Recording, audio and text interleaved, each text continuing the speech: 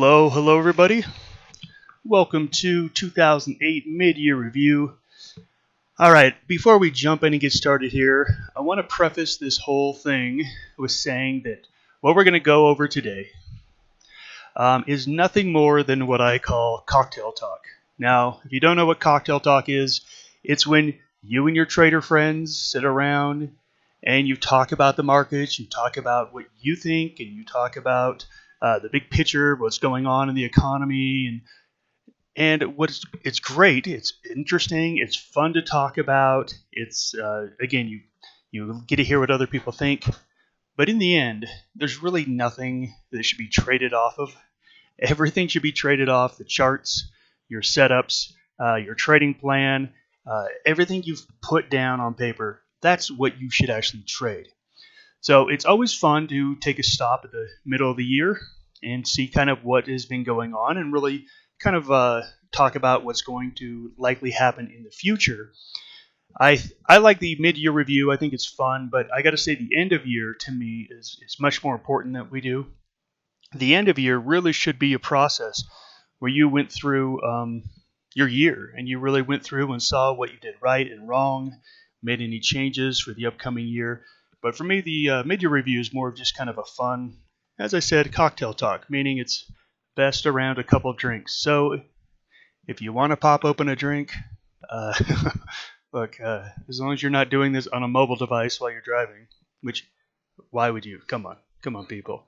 No, it's just sit back and let's talk shop. Let's have some cocktail talk. Okay, so let's just kind of go back, a quick recap of the markets. All right, so we got this market that started off on a tear, and we had run through the entire last month of 2017.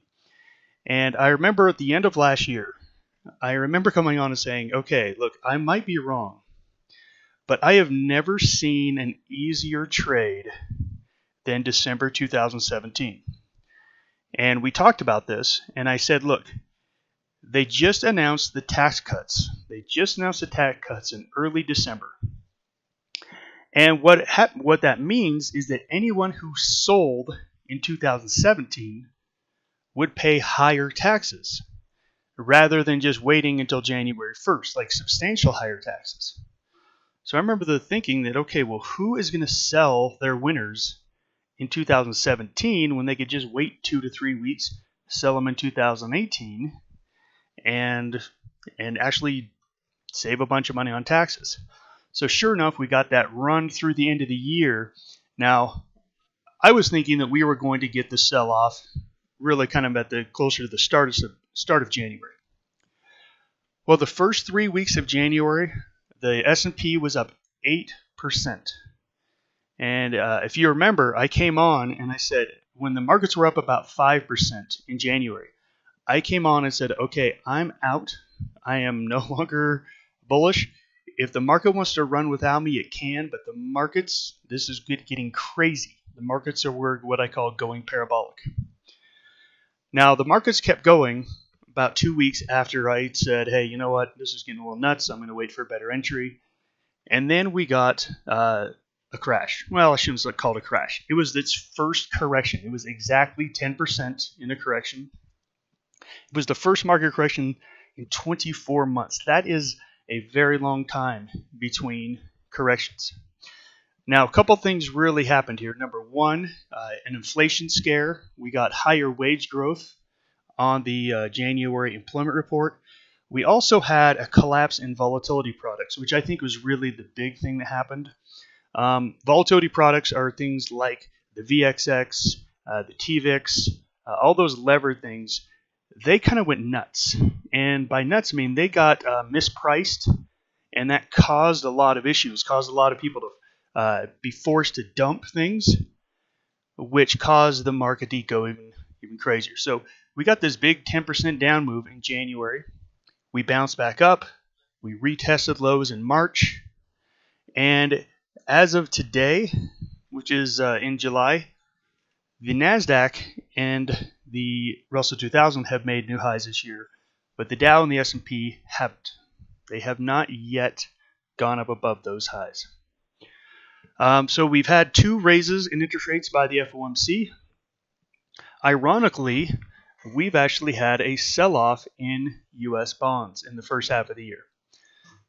Now, everyone and their dog was thinking, hey, you know what? We are going to have rising interest rates. The Fed's going to raise interest rates a certain amount of times, so it's a no-brainer that the bonds go up. Guess what? They didn't. They did not go up. Now again, let's talk about possible reasons why.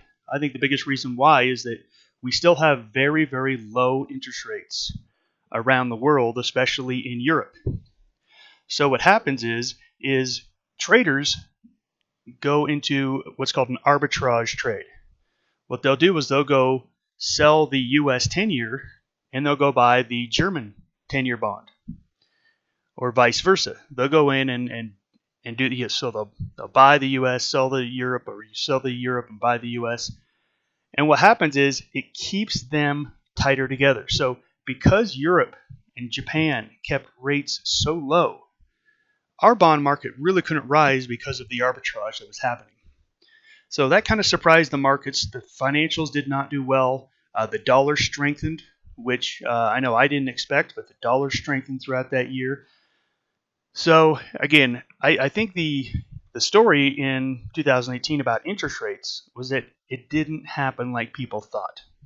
So we'll talk about that at the last 6 months of this year. What do we see happening with interest rates? But probably the biggest news in the summer were the trade wars. The trade wars begun. And pretty much anything that had international exposure was actually sold off. And things that did not have international exposure, like small cap and tech, they were bought. They outperformed. All right, now these were our predictions for last year. Now, we always like to make some fake predictions. First of all, fake predictions are kind of funny. They give us a chance to try to get our humor out. But I've got to say that in 2016, we made the greatest fake call ever. This was in early January. We as a joke, put that President Trump becomes the next president of the United States. And look at that. It actually happened. So I I got to say that these fake ones, we take them a little bit more serious. So we said that Mexico was going to pay for that giant wall on the border. Well, that hasn't happened yet. Here's another one that might end up being true. Oprah Winfrey announces a presidential run in 2020. There's actually a lot of talk about that. Now, of course, Judge Judy, Jerry Springer, and the general probably aren't going to happen. Number 3, Trump tweets something inflammatory. All right. Well, that was a surprise. That was a stretch, wasn't it? We seem to get that almost every single day. Bill Gates turns his wealth into Bitcoin. Hasn't happened. And America becomes greater again. Now, here's the irony, and I was just talking with someone yesterday. Look, say what you... look, I know everyone has a lot of different opinions about President Trump. I'm not going to give you mine because I'm going to insult half of you and make half of you happy. But I've got to say that the one thing that even people that don't like President Trump have to admit is that America is doing better. It is doing better in a lot of different ways. I'm not going to get into it, but we do see that. So let's talk about the real predictions for the year. We had a call that the markets would close higher for the year, but not like last year. We called up about 12%. We said that we were going to have a good market at the first of the year, but then have a big pullback late in the year. Well, that is probably the exact opposite. We had a big pullback early in the year, and I think we probably get an end-of-the-year run. We had a call that commodities would basically be higher on inflation. We said the oil was going to stay lower and gold was going to go higher. Well, that was the exact opposite. Oil's had a very big run this year. It's actually up 25% for the year, while gold is down. So that call was definitely incorrect. And that's the thing, is we have not seen inflation. Our call was that this year was going to be the year of inflation, where we finally saw inflation take hold. And you know what? We haven't. We haven't seen that this year, which again is one of the reasons why interest rates have not come down. It's one of the reasons why we haven't seen the price of gold go up. We had a call that the FOMC raises interest rates 3 times. We're going to be changing that. It probably gives a little bit more We said that cryptocurrencies would hit ridiculous levels.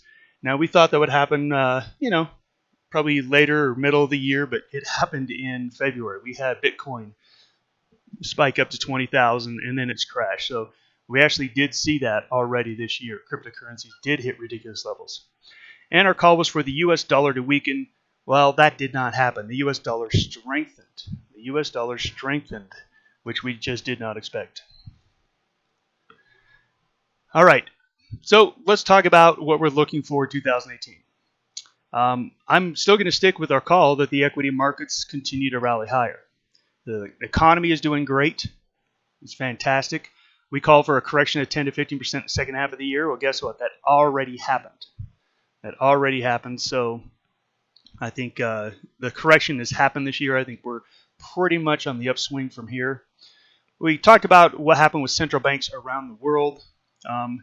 Bank of England, New Zealand, and the FOMC, the most aggressive. We'll see what happens on that one.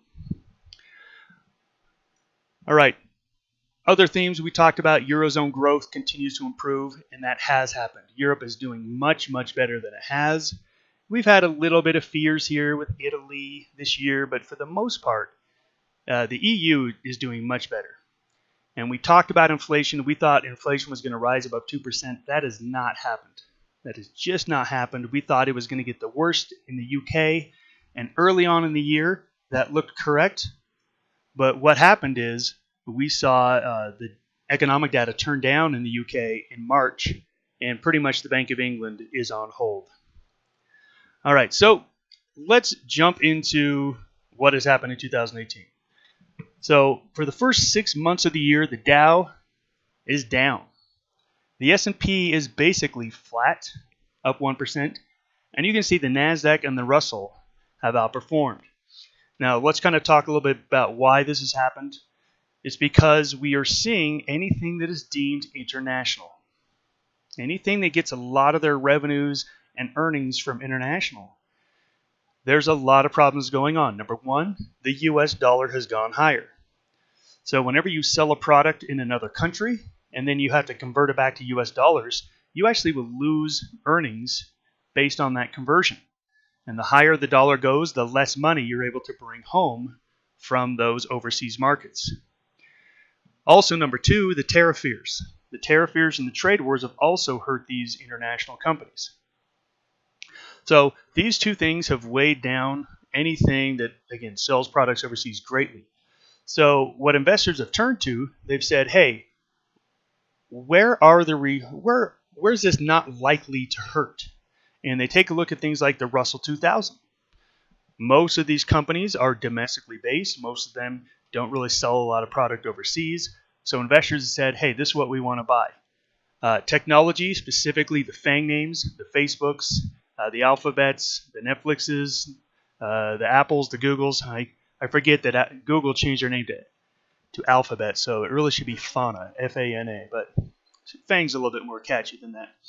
Those have done very well, especially things like Amazon and Netflix that are mostly domestic U.S. companies. They've just outperformed. That's where the money has gone. So the theme this year has been this, people are still optimistic about the stock market, but they don't like anything that's going to be hurt by the rising dollar and by the tariffs. So they've been buying these other things. We're going to talk here in a second about, does that continue or does that get reversed? And if it gets reversed, of course, we would expect the multinationals and the industrials to outperform the Russell and the NASDAQ. I think that oil is, to me, kind of the story of the year. And this one surprised me quite a bit. We all remember what's happened over the last couple of years with oil. The U.S. and the fracking industry has come onto the scene in the U.S. in the last 5 years, and we're on track to become the largest producer of oil in the world. Much larger than Saudi Arabia, much larger than anyone else. And so all of that supply has been brought on to the market. Now, Saudi Arabia, Russia, and the other OPEC countries, they haven't pulled back any of their production. But the U.S. has added so much production. And this was the reason why oil crashed back in 2016. It crashed from the 60s and 70s all the way down to like 26, 27. was the low. It was because all of this production brought on. Well, of course, when the price was that low, people went out of business. They shut wells down, they closed down production, and then prices started to come back.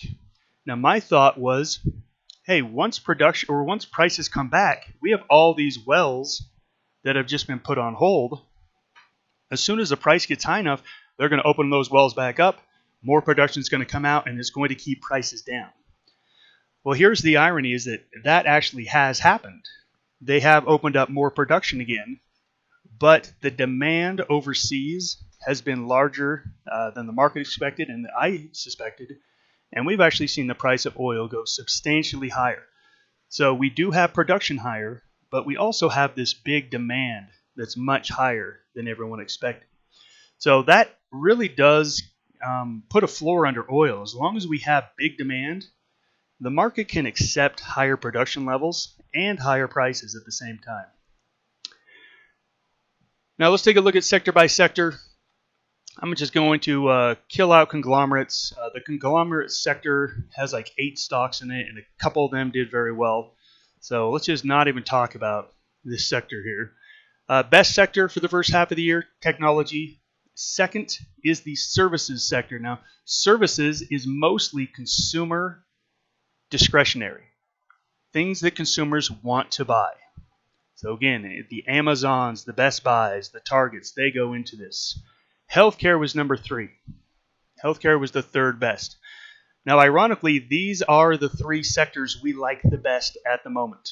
We love tech, we love consumer, we like healthcare here. The worst has been industrials. Industrials, consumer staples. Consumer staples are things that people have to buy, like food companies and personal items. These have not done well at all this year. The fact that the bonds went lower, these became out of favor, and they just didn't hold up. And you can see financials underperformed this year as well. So when we take a look at what did well, we have the things that you would expect to do well in a good economy. Tech, services, healthcare, these are the things you would expect to do well. What didn't do well? Industrials and defensive consumer names and financials. And again, we talked about a lot of the reasons why these didn't do well. Interest rates, inflation, tariffs, all of these things have weighed on all of these indices this year. All right, well, let's take a look at what we've done here at Maverick. So, as you all know, we send out trade alerts. We have a team of what we call elite traders, and they're basically allowed to send out a trade alert whenever they want. And we track them collectively as a group. And so there's been 148 trade alerts sent out. I was just looking at the numbers compared to last year. And last year there was only 109 trade alerts sent out. So you can see that our traders are much more active this year than they were last year. There's been a little bit more volatility, a little bit more trading opportunity in the first 6 months of this year than last year. Last year's first 6 months were pretty much slow and steady, where the market just crept higher for most of the year. Win-loss 59 to 41. That's about our historical average. So that's right in line with our average. And then reward to risk ratio 1.34 to 1. So again, very nice set of numbers. And again, if you take these numbers and it's just doing some backward math. You apply these to, let's say a sample portfolio of $50,000. You take 2% of risk. I think it came out to be about a 27% return with no more than 2% risk on any trade. Our most common trade this year was the diagonal call spread. The diagonal call spread, we like to use this a lot in sideways to up markets. And, we've had volatility the first 2 to 3 months out of the year. And then after that, it's just been a slow, steady march higher. So it's been kind of the right strategy to use. Our best trade was Nectar Therapeutics. And ironically, when I was going through the trades, I was actually surprised that a bearish trade ended up being our biggest percentage win. But that surprised me. That just surprised me. Our worst trade was CRC. This is a stock that had a gap that jumped our stop order, so we ended up losing a little bit more than our planned exit. But let's take a look at some of these trades. All right, so as I said, very surprisingly, this ended up being our best trade for the first 6 months of the year. As you can see, had a nice bear rally off of the bottom. So this is a pattern we really like. We love when a stock has these gaps on bad news. You saw it come with a ton of volume, and then they rally back up, and when they fail, they generally hit a new low. And this thing came down, hit a low. We got out at a very nice price down here near the bottom that day. The stock had dropped 10 points in a matter of 4 days. So again, it was a very nice return, especially that we had a nice position size on this because we were using a stop on the option order. So it ended up being the biggest gain monetarily for the year. Second biggest one was, it was ERX. ERX. Now, this is where I say we saw the biggest returns across the entire firm. And I had a lot of traders on this trade with me. I had a lot of traders agree with me, and even not even agree with me, but I had a lot of traders come to me saying, hey, I like this trade. What do you think? And what it was a trade in the energy sector. Now, with the first part of this year, I want you to see what has taken place with the energy sector. Now, this is the ERX. This is the 3-time energy bull ETF. But take a look at what happened to this thing from January to February. So we dropped from 44 down to basically 24. Okay, now this is a 3-time ETF, so that's close to a 50% drop. But that means that the underlying energy sector lost 15%. It lost 15% of its value in the February period. Here's the thing is that after that, the price of oil started to creep up. And the price of oil actually started to make new highs. But look what happened to the energy sector. It didn't go anywhere. It did not go anywhere. So when we saw the energy, or the price of oil just kept going up and up and up, and the energy sector wasn't contributing, we had the premise that, okay, look, these are usually correlated. They've become uncorrelated.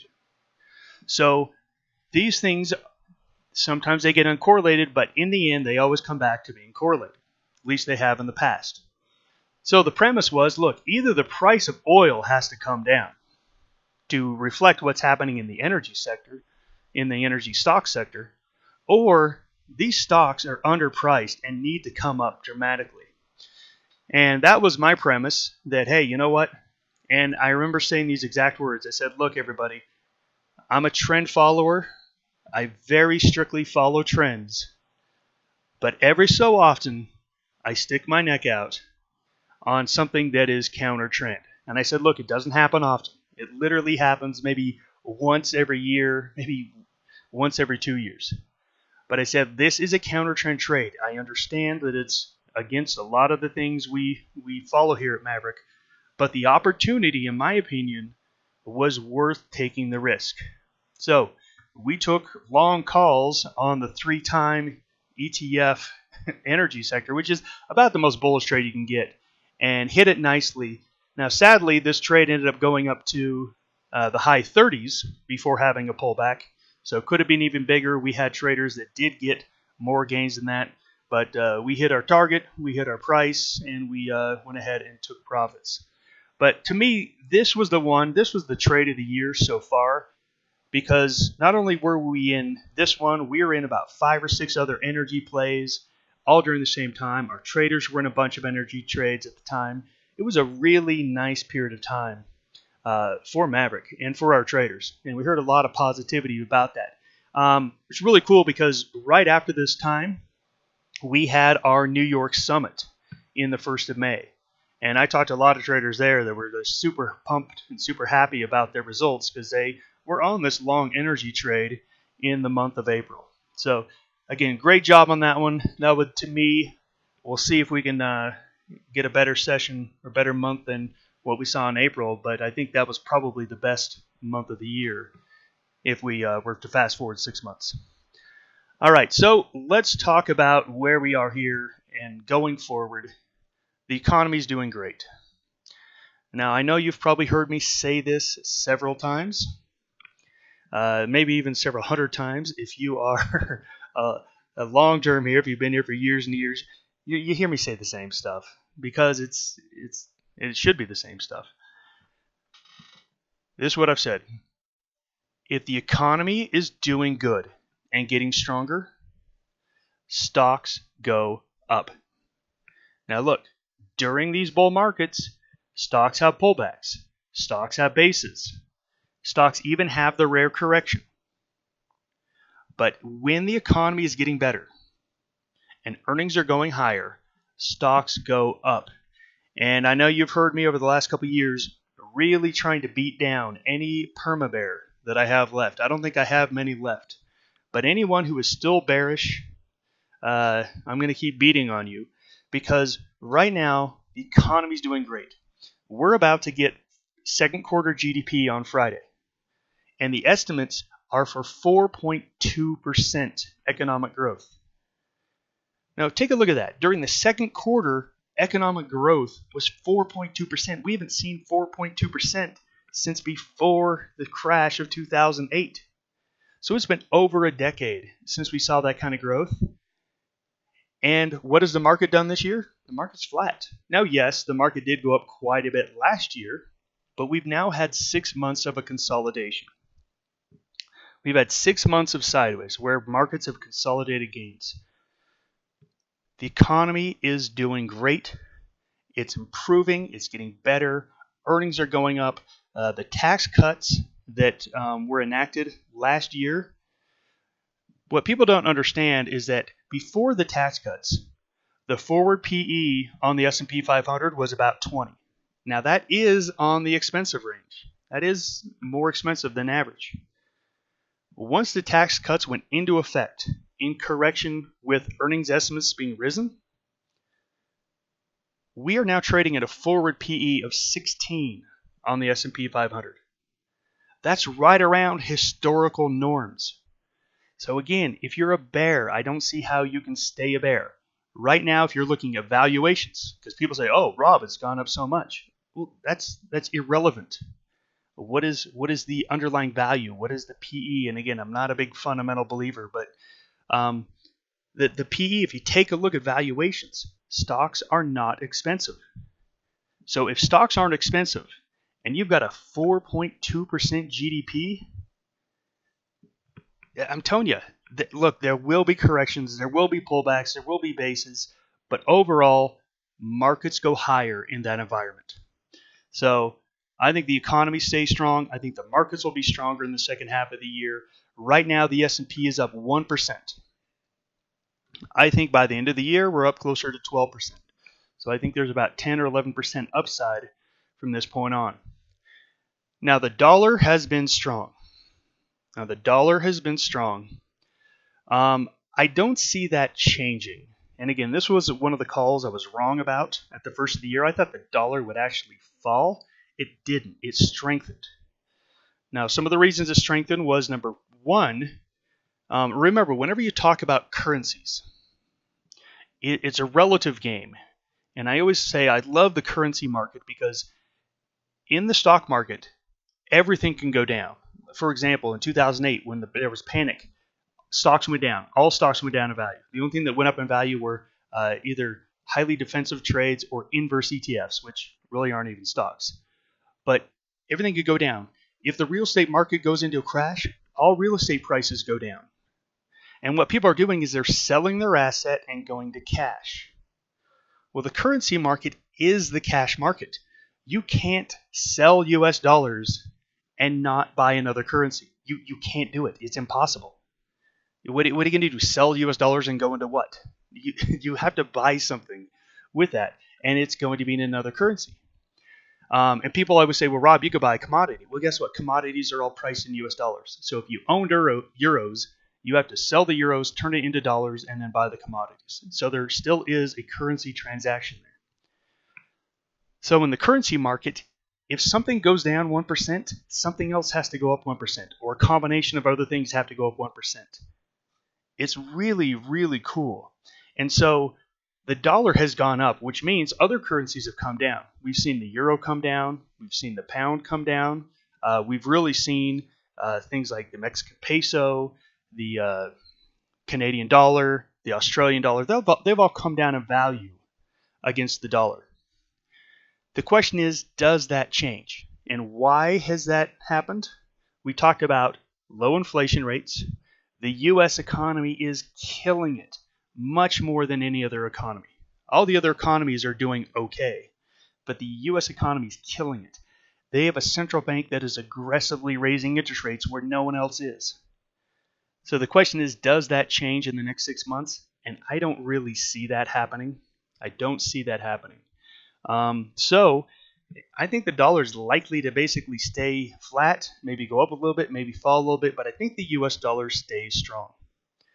So if we think that, then I think we've got to go back to what happened already this year, was that the stock market stays strong, probably international stocks underperform a little bit.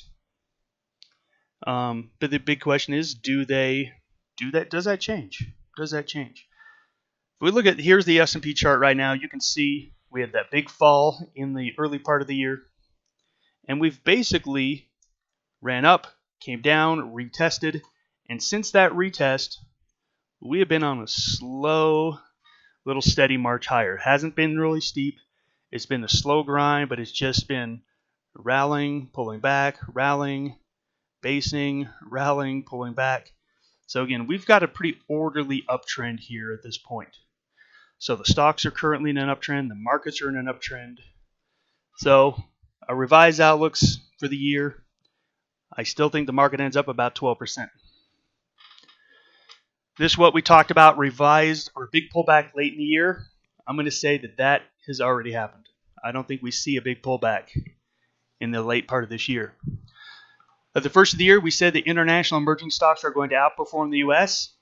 That is also likely not going to happen. That strong dollar really hurts foreign companies. Most international companies, their biggest customer is the United States. It's the United States. So a strong dollar does not help them whatsoever. So we talked about commodities being higher. So I revised the oil price to $60 to $75. Right now we're basically at $69, right in the middle of this range. I think we probably spend most of the time from 65 to 75. But I revised gold down to $1,100 to $1,300. Our premise at the first of the year was that this was the year of inflation. This was the year that inflation was going to take hold and start to pressure everything. And that has not happened. That has not happened. And all the current numbers we're seeing, like right now in the summer, we're still below 2% inflation. We're either at or below 2% inflation in the U.S. Europe is still at like 1.1% inflation. The inflation rates just aren't there around the world. So we likely continue to see a pressure on commodities. Commodities do best in a rising inflation environment, especially the metals. And the metals are just really out of favor right now. So it's actually, we talked about in our Sunday trading room, the one sector right now that looks bearish is materials, is the mining and commodity stocks. All right, we had that the FOMC raised rates 3 times. We're going to bump that up to 4 times with 4.2% GDP growth and an economy that looks like it's really cranking here. We've all heard about the low unemployment rate around 4% in the U.S. That means that companies are reporting that they're having a hard time finding skilled labor and that they're having to pay their employees more. That is number one thing to the Fed, is that the jobs and the job wage growth, and it probably pushes them to raise rates 4 times. So we're going to bump that up. We should get a raise in September and December. All right, one of our other predictions was cryptocurrencies hit ridiculous levels. Well, that happened and they already crashed. I'm not saying that cryptocurrencies are going to crash again, but look, we already had our bubble. We already popped the bubble. Bitcoin was right below 20,000, and it went all the way down to 6,000. Now, granted, if you take a look at where Bitcoin was 2 years previously, it was at like $200. So $200 to 6,000 is still a large amount. My opinion is that the cryptocurrencies probably hold in and hold their value here as long as the economy does okay. Remember, cryptocurrencies is the kind of things people are doing with their extra money. A lot of the younger people, I was talking to my niece and nephew, and they're all in Bitcoin. They don't have a penny in U.S. stocks, but they're investing in Bitcoin. Once they don't have jobs anymore, and again, if that happens, if we do get a recession, this is when the cryptocurrencies will actually be taken out and slaughtered. When people need to take their money out of those things in order to pay their bills, that's when I think cryptos are going to have their next crash. But because I think the economy stays so strong, I think that we're likely to see cryptocurrencies probably trade, plus. I'm going to have to make this a wide range because cryptocurrencies are so volatile, but maybe plus 20, 30% or minus 20, 30% from these levels. So I think we're mostly range bound in the cryptos. And then the last one was that the dollar continues to weaken. I've got to cross that off the list.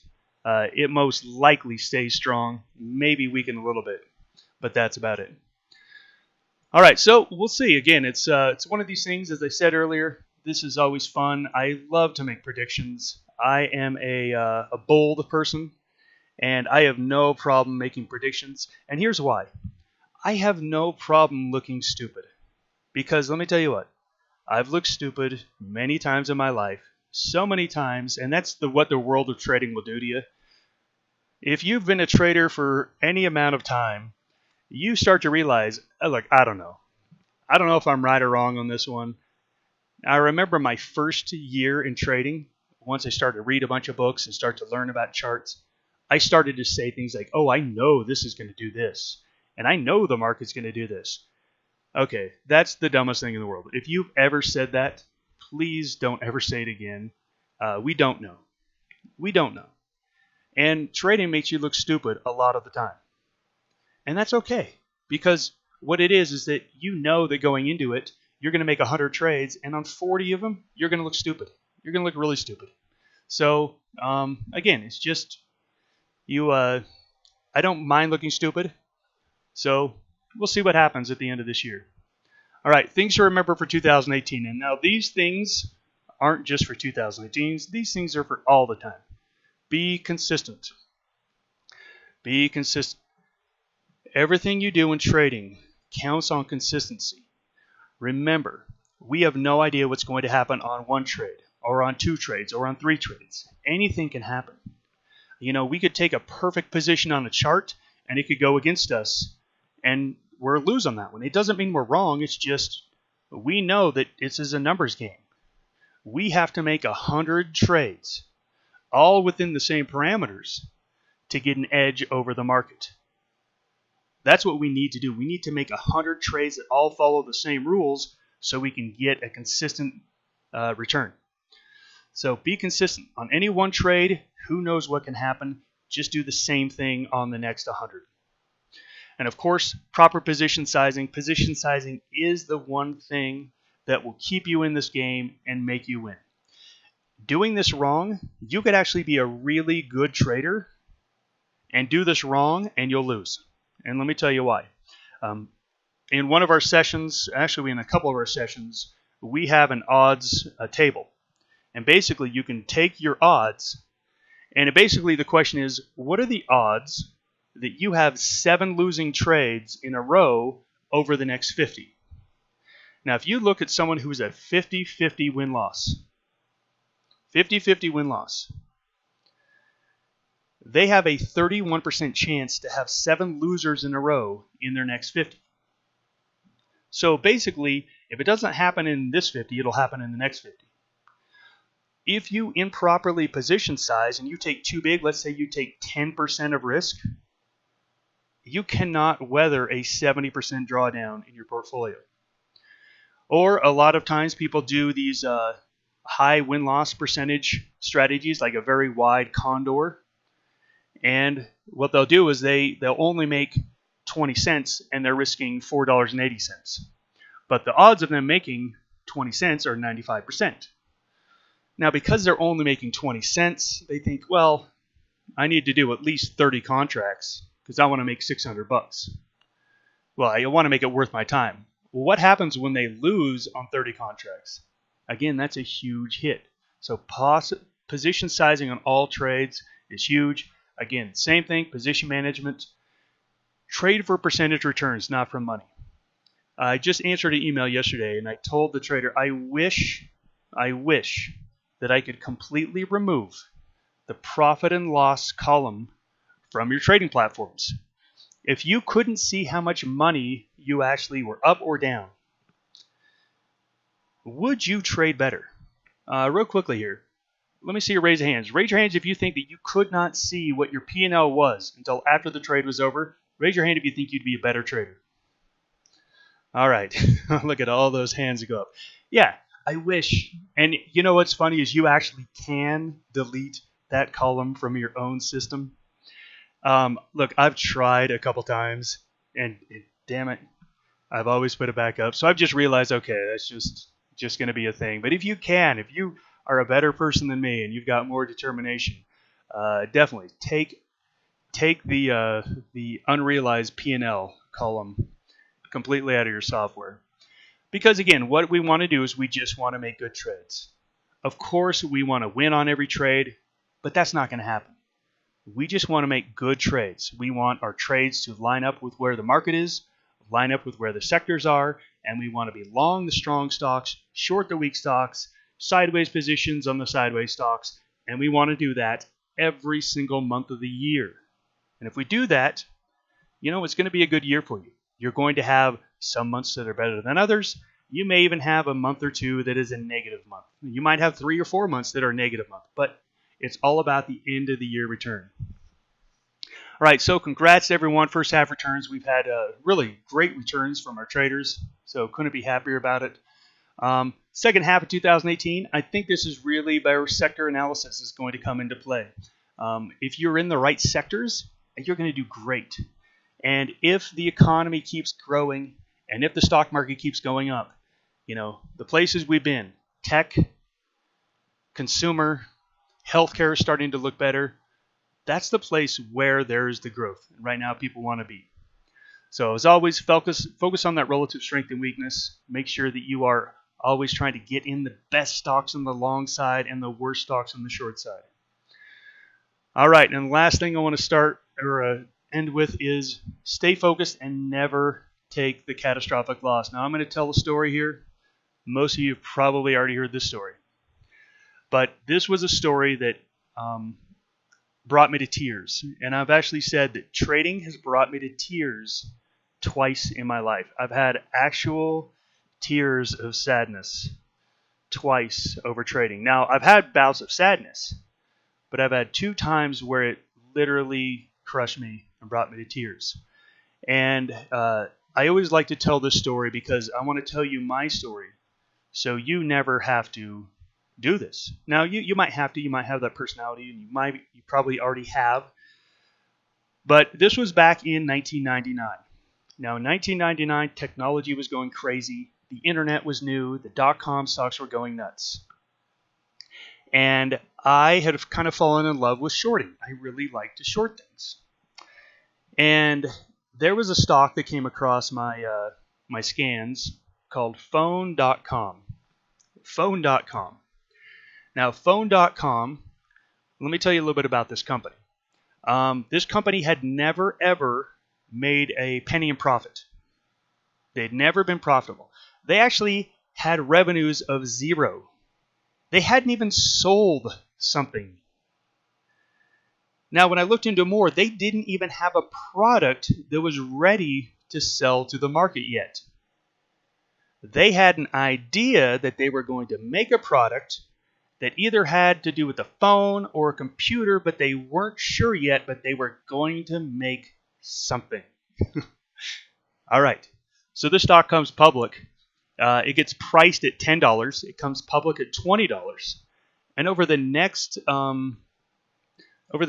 months, the stock runs from $20 to $100, up 500%. So when I came across this, I looked at this and said, oh my gosh, what? Here's a company that doesn't even know what they're going to sell, and it's a publicly traded company? Oh, this is going to be a disaster. Now, I was completely convinced in the fall of 1999 that there was a bubble in .com stocks. Completely convinced. I knew it. And that I found this phone.com and I said, what a piece of garbage. So I took a short, 1,000 shares. And again, I was just trading stock at the time, but 1,000 shares, took a short at right under $100. I think it was like $98.50. And we were still trading in fractions back then, which fractions stunk. Yeah, really quickly, tell me what 5:30 seconds is while you're trying to make a fast decision. Yeah, you can't. Anyway, I put in my stop at 100. Hey, if it goes over 100, I want to get out. Well, guess what happened? It went up close to 100, and I thought to myself, I don't want to get stopped out of phone.com and lose $1,500. Come on, this thing is a piece of garbage. So I deleted my stop, and it went past that, and I said, it's okay. I know I'm right. I know I'm right. Well, somewhere around $115, I got a little uncomfortable, and I said, you know what? Let me take a little bit off the table, and then I'll put it back on when it turns over. So I got out of like 200 shares. Well, somewhere around 145, I thought, ugh, this is getting ugly. You know what? I better pull a little bit more off. So I pulled off 300 shares, but I am not going to get rid of the rest. I am not going to get rid of the rest because I know I'm right. Well, it was somewhere around $216 that I covered the last of the position. And I had lost about 70% of my account, to the point where my account was small enough to where I really couldn't make any decent money off it to pay for my bills. I had a 1-year-old baby. It was devastating. And I remember crying on my ride home. And here's the thing.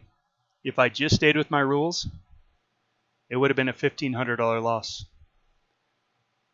It was meaningless. I would have made that back on the next trade. It took me a while. I actually had to borrow money from my dad to get back to a point. I was able to pay him back in about 4 months. And I told myself, I will never let that happen again. Ever, ever, ever, ever. And that to me, it was a horrible lesson to learn. But looking back at me and my personality, I needed to learn that lesson. I needed to learn that lesson because at that point on, that's why I got into options. And I said, hey, I want to take a position or I can let it go against me for 120 points. Just imagine if I did a bear call spread or some other trade, who cares? Let it go. Let it go. You don't need to worry about it. So I started to make sure that I never was even in a position to take a catastrophic loss. So that's my story about phone.com. And if you say those words phone.com, you'll probably hear a curse word come out of my mouth. Just kidding. I've let it go. It's been almost 20 years. I've let it go. It was a very positive lesson for me. All right. So again, that was my little story about the catastrophic loss. I don't want to end this on a down note. So again, congrats to everyone. I'm very excited about this year. We're very excited about the traders we have at Maverick. I got to say that this summit we had this year in New York City was the best summit we've had. I mean, we had just a great group of people. Everything went well. We had a lot of fun. To me, it was our best summit. So next year, we haven't put anything down on paper yet, but we usually rotate between Vegas, New York, and Chicago. So could be Vegas. We could go back to Chicago. We don't know yet, but we usually do it in April or May. So we will get you that information. We usually start planning it at the end of the year. So we get you that this year. All right. Hey, thank you for joining me, and looking forward to the second half of the year. Goodbye, everyone.